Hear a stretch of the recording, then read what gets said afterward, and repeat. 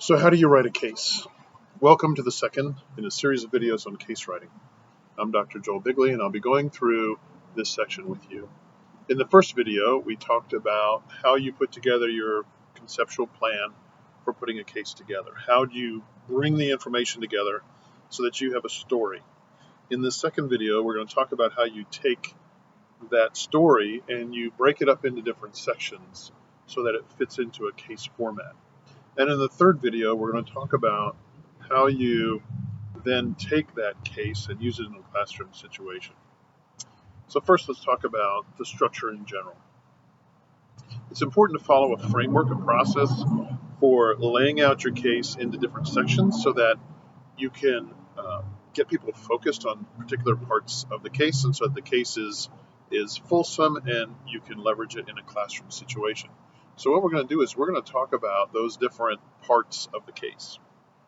So the first part we're going to talk about is the abstract. So the abstract is basically introducing the student to the content of the case. This is where you might talk about the problem or the challenge in the case. You talk about the subject matter that's going to be covered. You might mention the hypothetical company that's going to be discussed. And this is basically what you put into the abstract. The next section is what we call SLOs, or student learning objectives.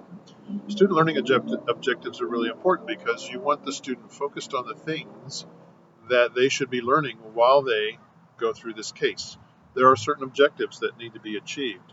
Now, these objectives are going to be specific. They're going to be relevant to certain themes or certain topics within the case. So there could be a learning objective that relates to finance, or could be a learning objective that relates to the operation or some other aspect of the case. So it is important to lay out these objectives so that everybody can be focused on what is supposed to be accomplished. This is basically your mission for the case. So it's what you're trying to accomplish. The next section I call the application. This is basically a short statement that talks about this is how you could apply the content in your case to other things or to real work situations.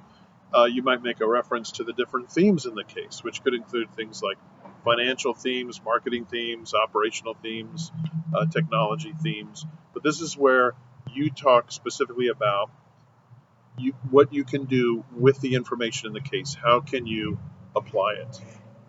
The next is the case topic categories. And this is important because it's important for you to know which categories this case is going to be useful in. So, for example, if you have a case that's written more about finance, that would be the primary category. But there could be some other categories that the case can also be have some coverage in, like marketing or operations. The next section is on keywords. Keywords are important because these are some key concepts or ideas. They could be industry-specific ideas or financial terms, but these are keywords that you want the student to take away from the case. The next section is on the author contact information. It's important for this information to be there so that if people have questions about your case, that they know how to get in touch with you. This information may also be used by Biggerpress to get in touch with you in case there's something of interest. The next is the title. The thing about the title is that you might not know what the title should be at the beginning of writing your case. So that's okay, because as you write your case, as you kind of get your thoughts together, your title will probably come together as well. It'll evolve as you go along. In other words, you might make some revisions to your title. So maybe start with a working title, and then when you're done with your case, come back and look at it and say, how should I tweak this title so that it makes sense? So the next is the story. So we start the story with the introduction. In the introduction, you can talk about your hypothetical situation. You can talk about some of the mega trends that relate to the topic to create interest in the topic. You don't have to use the term introduction. Actually, in the sample case, I use the term case background. You can use whatever term you want, but you want to introduce people to your students to the ideas in the case. and what you're getting after. After that, there's a number of sections that you can use. And in the case portal, we have up to 9 sections. And basically, this is the body of the case. In the sections, you should include some visuals. So think about putting together 3 or 4 or so visuals that you can insert into the section. So for the introduction section, for example, you would want to put like a picture or some visual in there so people get an idea about what you're talking about.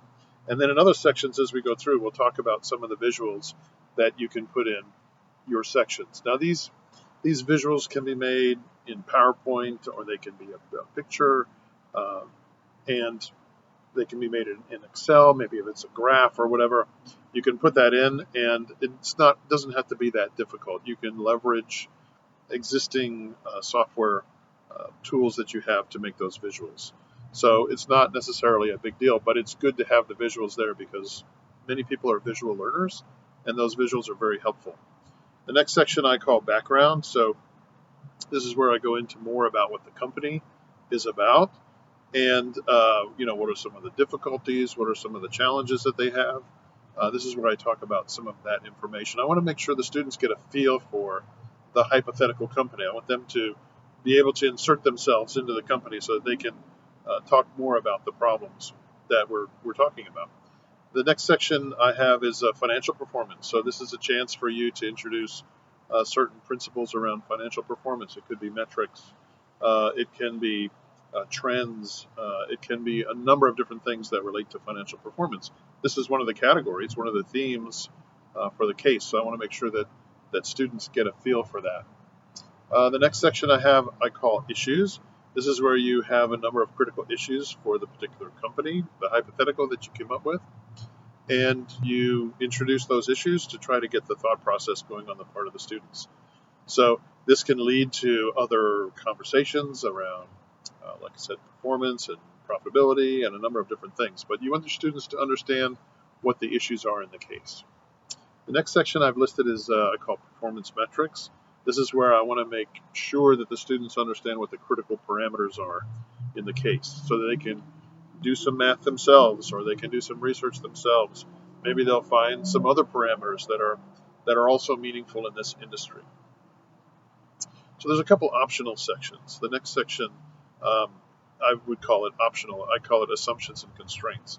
And it's important because sometimes students can wander off, and you don't really want them to do that. You want to kind of keep them in a particular constraint so they're focusing their thought process on the problem, and they're not bringing in things that are very random and fringe.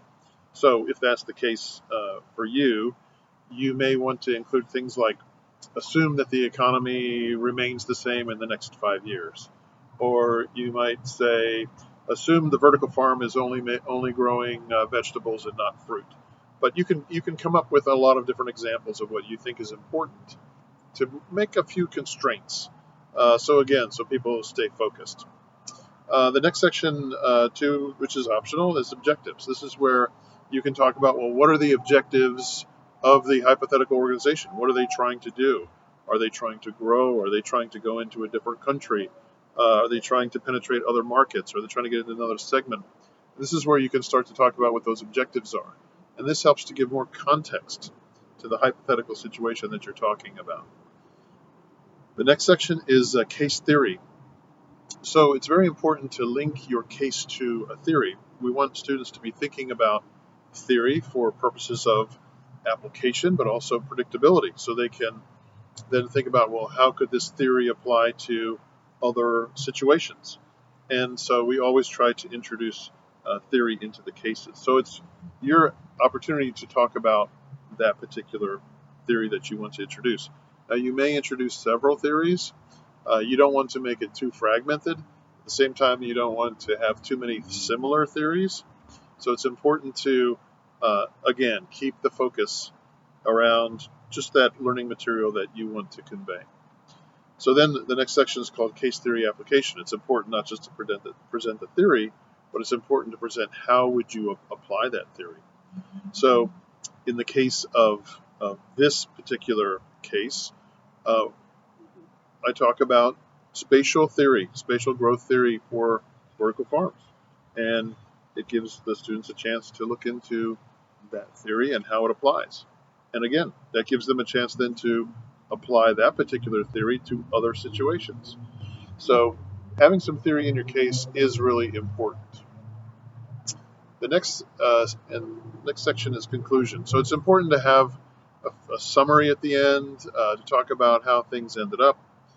In this case, for example, the hypothetical company went into hydroponics as well as aeroponics as well as aquaponics. So it shows the expansion of the company, and it kind of is the bookend, with the other bookend being the introduction. So it's kind of the bookend of the case. It kind of wraps everything up. The next section is faith integration. It's important for students to see how biblical principles relate to the conversation in the case. And this is your opportunity to show how Christian ethics, Christian behavior, and so on can apply to certain situations. The next section is the discussion questions. This is where you can put together maybe 4 or 5 questions, and you can link them to theory, you can link them to what happened in the case, you can link them to what some of the strategies were, what some of the objectives were, and this is a chance for you to get the students to really think about what happened in this case. Maybe they would think about, how would I do it differently? Maybe they would compare the theory that you suggested with other theories. This is a chance for them to start to think about some of those things. You can document, and I recommend you document the answers to those questions, because you're the most familiar with the content of the case. So you're the best person to talk about what you think some of the discussion should be about with regard to these discussion questions. The next section is on research methods. This is where you briefly talk about, this is how you came up with the idea, this is where you got the information generally, and it's a chance for you to talk about how, sort of the integrity of the case. How did you put it together? Then the next section is general discussion, and this is where you can put together a paragraph which is sort of your closing thoughts. These are things that you'd want the students to think about. It gives the people who are other professors potentially who are using your case a chance to think about, okay, the person that came up with this is what they wanted the students to think about in the end. Again, you're the person that knows the most about this case, so you're the best person to talk about what the discussion should be about. The last, one of the last sections is called the epilogue, and this is, again, optional. This is where you say what happened to the company potentially going forward and how things worked out.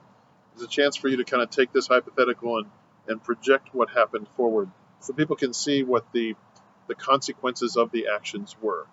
And again, you're the best person to provide this information.